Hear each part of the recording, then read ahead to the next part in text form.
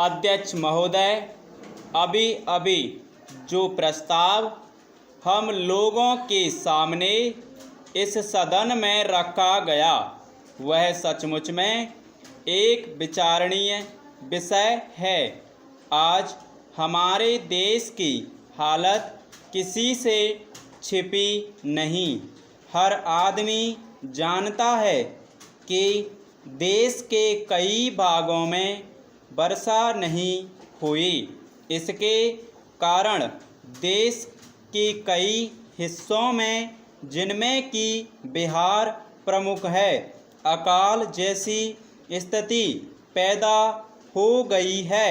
चाहे हम इस बात से कितना भी इनकार क्यों ना करें कि अभी तक भूख से किसी आदमी की मृत्यु नहीं हुई है, लेकिन यह बिल्कुल ठीक है कि अब ऐसी स्थिति होने में कोई कसर नहीं रह गई है।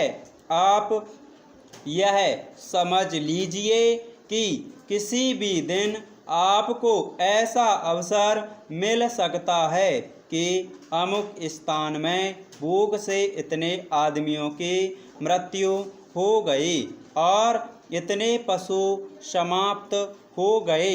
पैरा, मैंने स्वयं इन इलाकों का दौरा किया है। करीब करीब हर गांव और कस्बे को देखा है।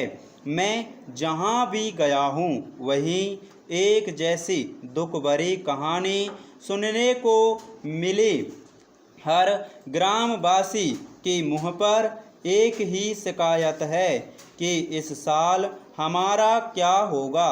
उनके पास अनाज का भंडार समाप्त हो गया है, पशुओं के चारे की व्यवस्था नहीं है और सरकार द्वारा कोई उचित प्रबंध अभी तक नहीं हुआ।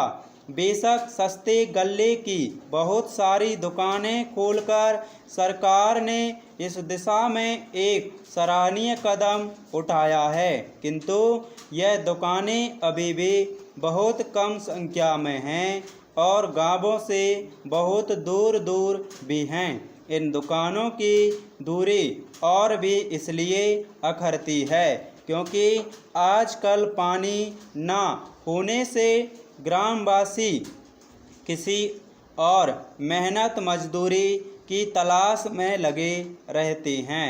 ऐसे समय यदि उन्हें अनाज प्राप्त करने के लिए अपने गांव से मीलों दूर जाना पड़े और उनके आने जाने में ही पूरा दिन समाप्त हो जाए, तो फिर आप ही बताइए वे बेचारे क्या करें?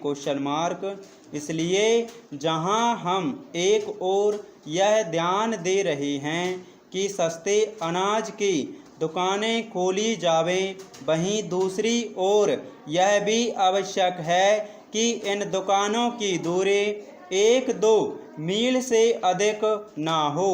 भले ही इसके लिए हमें कुछ अधिक दुकानें खोलनी पड़ें, यह एक बहुत ही आवश्यक बात है और हमें इसका ध्यान रखना चाहिए।